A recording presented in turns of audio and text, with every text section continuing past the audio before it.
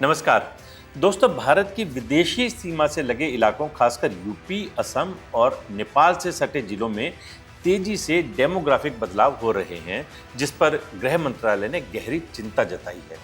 UP के 3 सबसे संवेदनशील जिले श्रावस्ती, बहराइच और बलरामपुर में पिछले 10 सालों में मुस्लिमों की जनसंख्या दोगुनी हो चुकी है।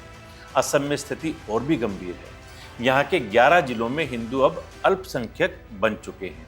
असम के मुख्यमंत्री का कहना है कि अगर यही रफ्तार बनी रही तो 2041 तक राज्य में हिंदू और मुस्लिम आबादी 50-50% हो सकती है।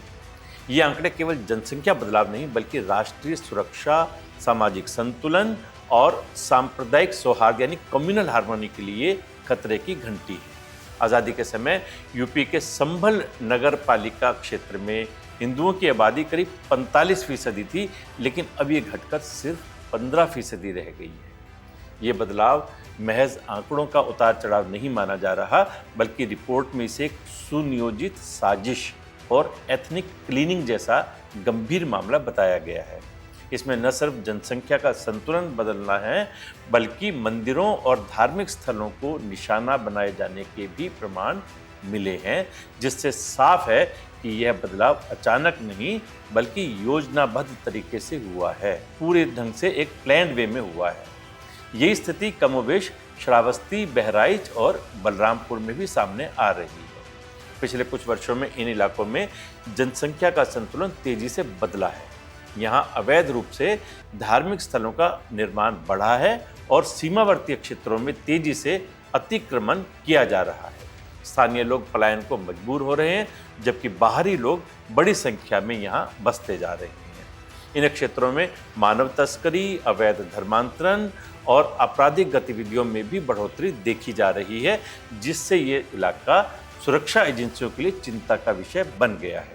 जांच में सामने आया है कि सीमावर्ती इलाकों में हो रहे धार्मिक बदलावों के पीछे विदेशी फंडिंग की बड़ी भूमिका है। खासकर बलरामपुर में अवैध धर्मांतरण के आरोपित छांगुर का मामला इस साजिश की गहराई को उजागर करता है।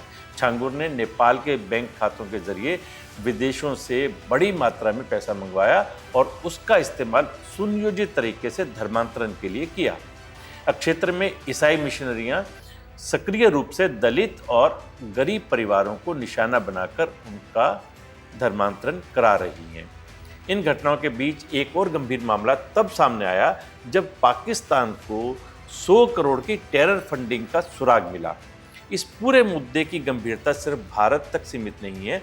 नेपाल में भी 2021 की जनगणना में हिंदू आबादी में गिरावट दर्ज की गई है। वहाँ भी मुस्लिम और ईसाई आबादी में बढ़ोतरी देखी गई है। चूँकि इन दोनों देशों की सीमाएं खुली हैं और सामाजिक व धार्मिक गतिविधियां आपस में जुड़ी हुई हैं, इसलिए भारत सरकार ने नेपाल से भी सहयोग मांगा है ताकि सीमावर्ती क्षेत्रों में स्थिरता बनाए रखी जा सके और अवैध गतिविधियों पर कड़ा अंकुश लगाया जा सके। लेकिन ये जिम्मेदारी हमारी और आपकी भी है कि देश सुरक्षित रहे। आपको अपने आसपास इस तरह की कोई भी संदिग्ध गतिविधि दिखे तो नज़दीकी पुलिस प्रशासन को ज़रूर बताएं, ताकि सरकार को धर्मांतरण के खिलाफ लड़ाई में बल मिल सके। नमस्कार।